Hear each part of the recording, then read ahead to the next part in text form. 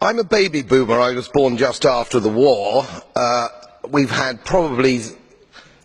probably had the longest period of peace and prosperity globally, I would say, from that time. I've put a little bit of modest money away so I can hand something down to my family when I pass on, largely because I've never spent more money than I've earned, and I've been prudent, and I've worked moderately hard. Now, it always seems to me as a complete surprise to politicians how countries get in debt. Let me explain, because I don't think you really understand it.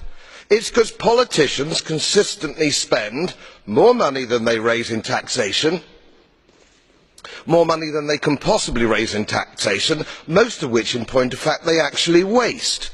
The reason we're talking about countries which are broke, and they are broke, is because their ridiculous, ineffective, ignorant politicians consistently spend more money than they can raise, and then they borrow, and worse, they then print money because politicians and their central banks have a machine which prints money.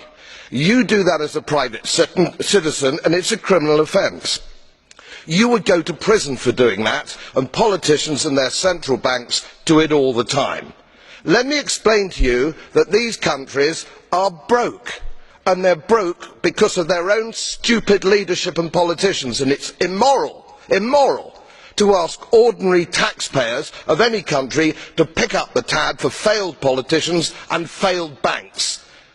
They are defaulted, they're broke. For God's sake, let's all of us admit it.